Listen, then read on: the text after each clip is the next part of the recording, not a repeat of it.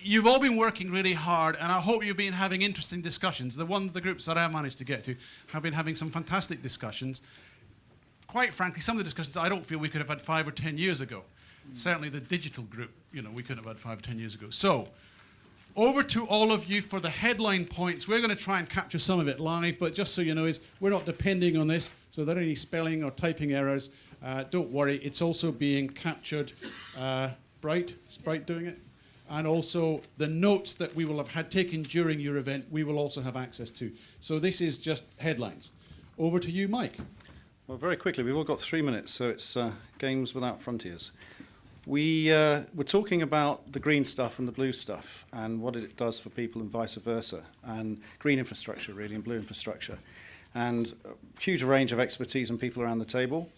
And one of the key headlines that came out of it is that we've got to seize the day. It's 2015 in Bristol, City of the Environment, next year. And it's got to be about all aspects of the environment and social integration, not just carbon.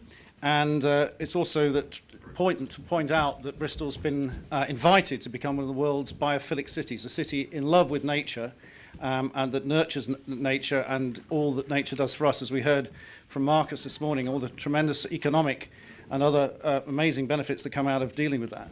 So seize the day, seize the 2015. And Redcliffe was the right place to do it. Redcliffe has not only the land ownership, it has the mayoral support, it has the wonderful Brunel Mile, it has a galvanised community, and it has the forum, which is incredibly organised and highly mandated organisation that's already on its way to produce its first community neighbourhood plan.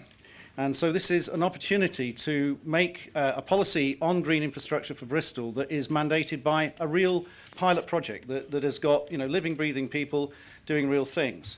And what kind of things were we talking about? Well, we had many of the contributions talked about really wonderful 21st century stuff, as well as more obvious things like integrating meaningful green space into the area and working at every single level of architecture down to the streetscape and rethinking it. So retrofitting of green design on buildings, but also unifying public open spaces and allowing community involvement rather than doing it in the traditional master planning sense, but actually having building blocks that individuals can do, whether it be guerrilla gardening, your own food, or so on. Wherever these systems have worked, like incredible edible toward modern places like this, it's been done through empowering local people.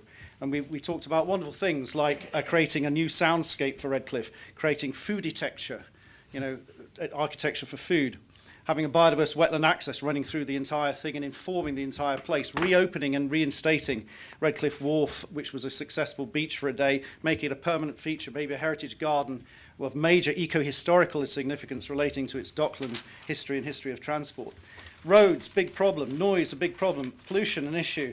But how do you deal with it? Tackle it in phases. Do it in small, bite-sized chunks. Don't try and change the world overnight in that regard. Do it in bits. Give part of it back to cycling and slowly reclaim the context for the urban village that the Redcliffe Forum seek. Have biodiversity integrated at all levels, we said that.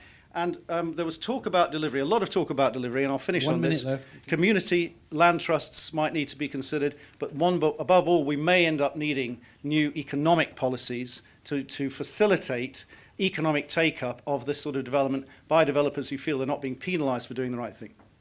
Well done, Mike. Thanks very much. Well done, that group. How many of you... Excellent summary. How many of you before today had heard of biophilia? Not enough. How many of you are going home as biophiliacs? Okay. Think. Green roofs, integrated green architecture. It's just a new word for what a lot of people have been trying to do for years. Next up, Geoff, you're group 2.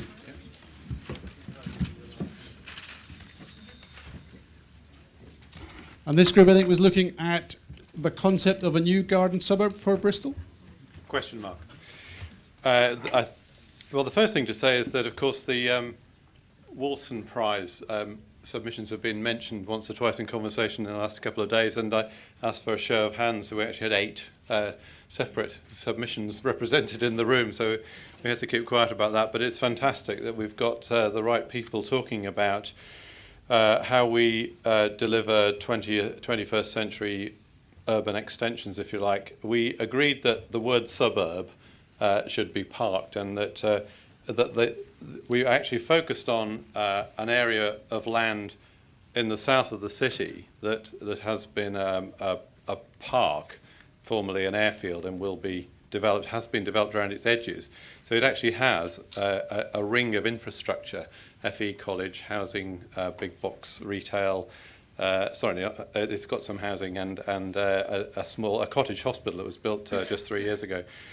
And a new sports centre. So it's got all the most of the infrastructure there. There's new transport links we felt were important, and there are some on the edge of the site, but they could. We ought to have a world-class transport system to link this site to the city centre if it was going to be successful. But equally, the linkages within the site needed to be thought through very carefully. And the thought was that they could be part of a green infrastructure that actually created a network across a walkable, cyclable network across the site. So we were working in groups, looking at some key deliverable ideas that weren't a master plan, but actually, or necessarily design outputs, but were about deliverability. We had presentations from people who'd worked on co-housing schemes and representing a community land trust, and an overview of European and other sort of cutting-edge developments happening in the UK to prompt discussion. We had lots and lots of ideas. We're going to continue the discussion around those. One of the key things we felt was crucial in this in the process of delivering new housing for Bristol was that rather than hand sites over to the open market to control the promotion of them through a coded framework, if you like, and to achieve varied tenure, mixed unit sizes, blind tenure, and actually maintain ownership of the entire development within the community, and that community would be part of an extension of the communities around it. That just to put one last point on it, that working with the surrounding communities, actually doing an audit of them and looking at how doing new development could improve the health and well-being and livability of the wider area. Okay, thanks very much, Geoff. Well done, that group. Well done, group 2. Claudia, can you head up? So there's a garden suburb that's neither a garden nor a suburb. I don't know what the biophilics will have to say about that. But getting in ahead, planning it, getting the infrastructure seems to be a big issue. Interesting that it connected with some of what Wolf was saying this morning. Claudia, this one was on streets and speed and traffic, was it? Yes, it was called Let's Abolish Speed Limits, which is quite provocative. We talked about this provocative phrase, not in terms of actually going faster or having higher speed limits than 20 miles per hour, but we talk about changing the regulatory contract to a social contract, meaning that what we discussed was to design for lower speed. Rather than just conform or settle for a sign. So reducing speed limits by design instead of just putting signage saying so. We also talk about while talking about designing for lower speeds, Ben showed us his scheme for Pinton, where in spite of not having any speed limits, an actual speed limit of 17 miles an hour was achieved. Some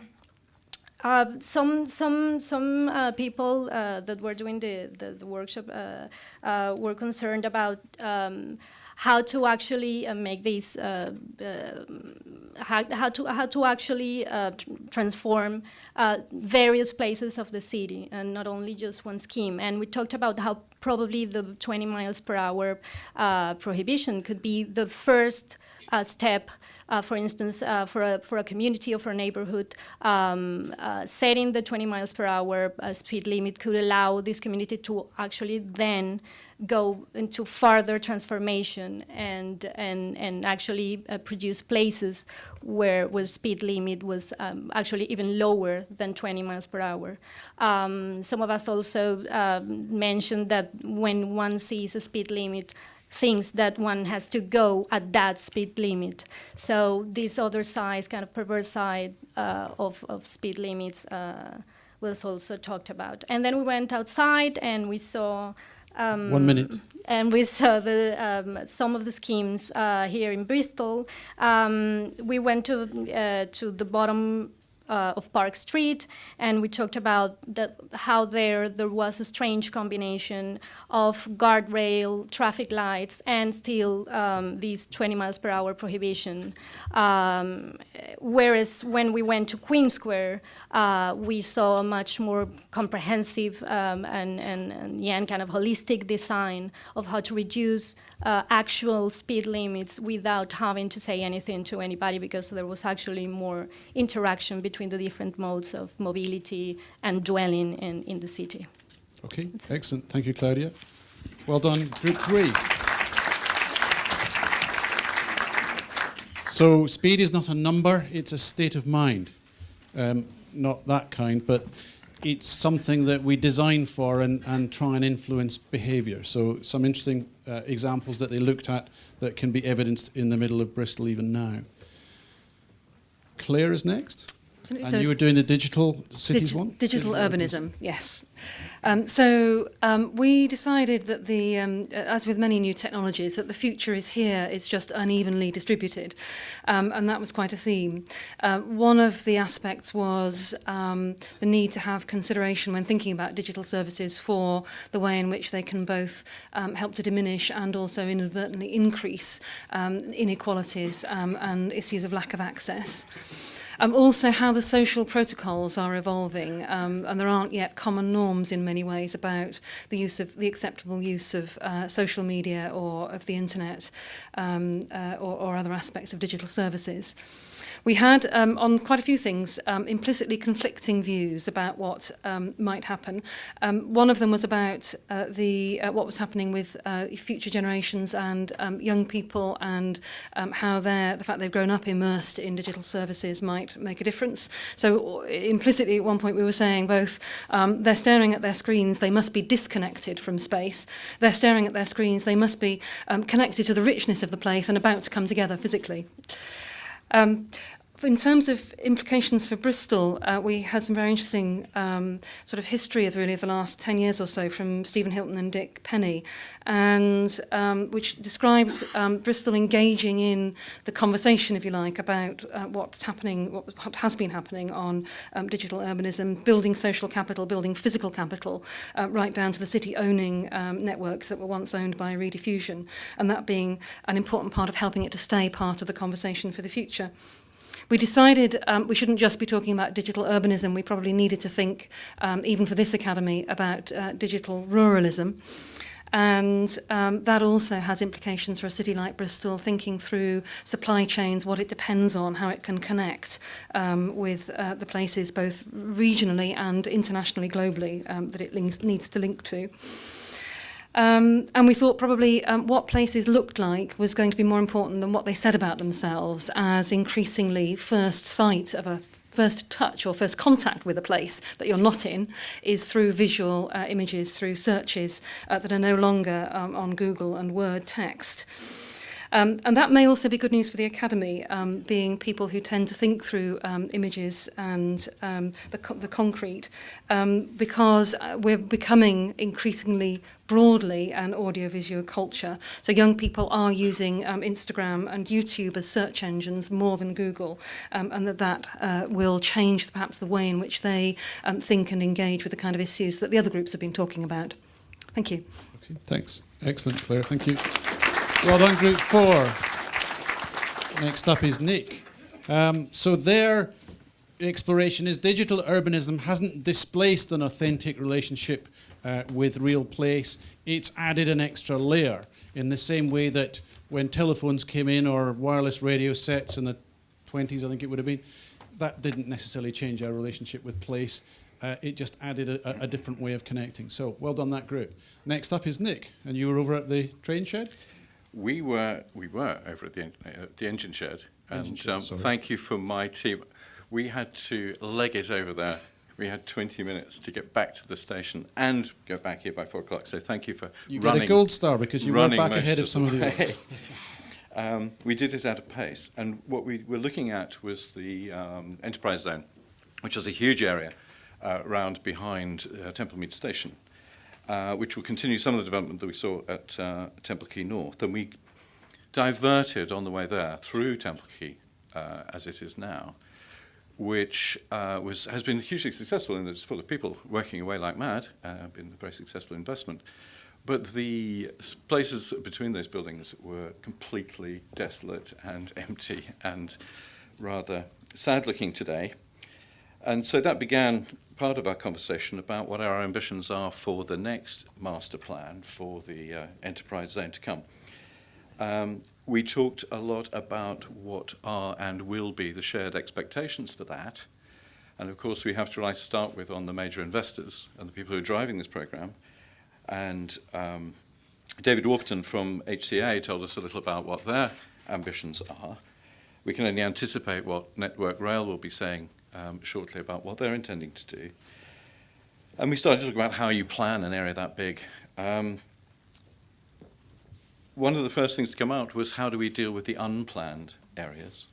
We all know that in any city, some of the unplanned bits are some of the most exciting bits. The bits get left over and the bits in between, and how we can possibly generate those opportunities in the development over the next few years.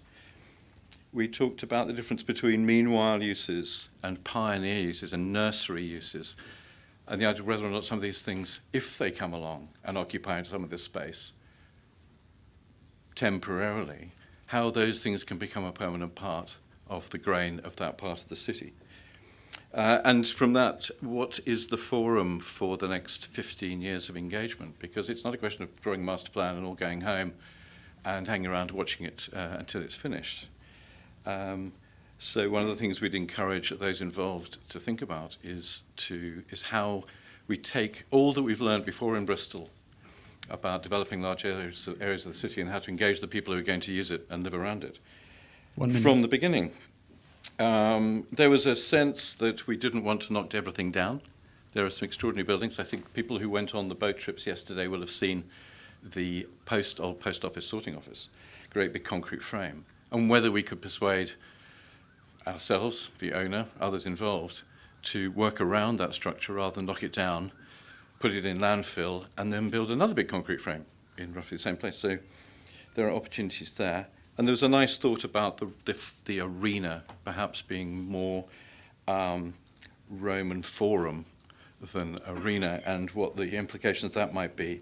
And some interesting references to what's going on at Alexandra Palace, which we all are going to go off and investigate.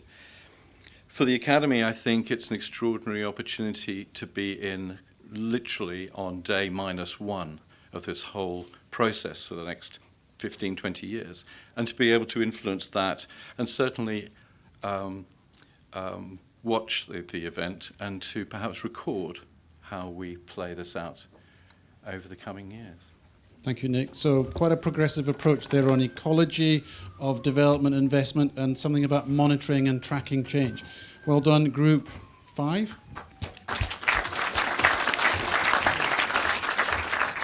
Next up is Deborah, and I think your group was looking at aspects of food. Yes, food resilience. Our group had the benefit of an overview from Rachel and Jeremy, but also the presentation by Mary Clear from the incredible edible Todmorden, which is harder to say than I thought, who gives Wolf Dasserking a run for his money in terms of a leader dealing with commitment, passion and empathy and charisma when dealing with change.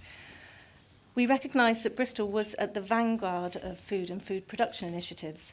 It's more mainstream here than it probably is elsewhere in the country. But that doesn't mean that we don't need to take action. I think it's very important that we recognise there are different scales that you can take action at, and collaboration is very important between these various initiatives. Mary was very clear that they didn't have an action plan they could show to us. They didn't have a master plan. They didn't have a business plan. They just wanted to make a difference, and you can see what they've done on the ground. It's an approach that probably isn't very comfortable with some planners, but it's obviously working. And their tactical approach to getting things done and making a real difference to communities, such as propaganda gardening, which is a new thing, is really paying dividends. It's very important in an area as diverse as Todmorden in terms of finance and various peoples, various ethnic groups, that they're very inclusive. And their approach was, if you eat, you're in. There are no boxes to tick. If you eat food, you're in. So increasingly, they were talking about not being a blame culture, that you can always blame things on other people. It's about what you actually do, taking action and doing things. And I think the two other points that we would take from what we were discussing today was that it's not about, it's better to ask for forgiveness and permission, and also the power of letting go. You don't have to control everything. You can let other people get on with things. And this whole network has grown and is very, very impressive, and there's a lot for us to learn from it. Excellent. Well done, Group 6. So if you eat, you're in. Counts me in then. Can we go to Group 7, the group that were late? We have to check if you're still getting dinner tonight. But which theme were you looking at? Well, we did wayfinding. We got lost. Okay. Well, that's experimentation in Bristol for you, isn't it? Absolutely. Right, so we did wayfinding, and we had the benefit of presentations from Mike Rawlinson from City ID, who talked us through the early development of the Bristol Legible City programme. I ran something called Central London Partnership, and we did the Legible London initiative, strangely enough, in London. And one of the tenets that we had of that, which the group felt was worthy of reprise, was the notion of giving people the confidence to get lost, safe in the knowledge you could get found again. And part of our aim, and it's very much what we thought in our group, should be the aim of a good wayfinding system, more of which in a second about what we mean by that, is actually giving people the sense of a subliminal ease of being in a city. So what does that mean? So we split into 4 different groups. We looked at easier transport modes, or easier transport, wayfinding and supporting transport movement, positive experience of moving around, green and well-being, looking at what, building on Marcus's presentation this morning especially, and the use of future digital and tech in future wayfinding. And I think several things all came together in our different feedback sessions. Integration and integrative working was absolutely essential. That's thinking, action, planning, and not actually looking at things in silos. So joining things up on the ground, transportation systems that speak to each other so that buses, you know what bus to get to when you're getting off a train. The sense of arrival at a train station is pretty critical. And just to add, this is one of the things for Bristol as well. One of the actions we would like to see go forward for Bristol is thinking about the sense of arrival in its major stations, major arrival points. There was a sense about Bristol actually being a highway-dominated city, even though there was less car infrastructure, and that space could actually be recaptured and reused for people. And how then do you help people navigate and wayfind through that? And maybe maps and technical digital signage and systems supporting different users to encourage use and desire lines through that newfound space. And then an issue for Bristol, again, is experimentation with closing some of that infrastructure, which doesn't necessarily have a massive use at this moment in time, giving it back to the people, and through that revealing the fine grain of the city and using the fine grain and the heritage and the place to actually help people move through the city. the thing that came through everything, though, was the notion of people and the fact that you can use digital, you can use maps, but actually people should be front and centre of everything that we do, including our wayfinding and navigation systems. So the human signpost system in up in, I've forgotten where it was, I'm sorry, I had it a moment ago. Thank you, Buxton was a great example. And then the sense of experience you get by asking people and talking to people and how they can change your experience. So taxis as being part of our navigation system, taxi drivers as much as anything else. So going back to first principles for the academy, helping them connect all the different industry and subsectors in order to think about this integrative system and putting people front and centre. Thank you very much. Okay, great, well done.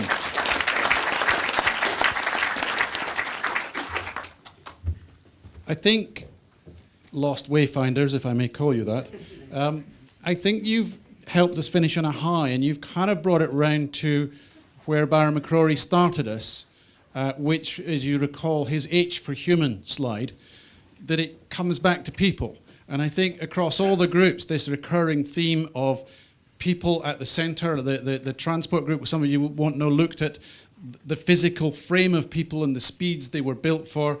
We've got people and their relationship with nature, people and the relationship with food, topography, and also this issue of digital technology, urbanism, and so on. It's not instead of, it's as well, how do we integrate it to make things work better for people? So although a lot of us are here interested in cities and neighbourhoods and streets and whatever it may be, this human dimension is coming through recurringly, and there is something about Bristol being ahead of the curve in certainly UK cities in thinking about some of that. Certainly that's what I'm interpreting at the moment. We're going to have a panel discussion in just a moment, but I just got to go round very quickly the groups. Anything you want to add that you think either has been missed out or that's connecting now that you've heard all the others?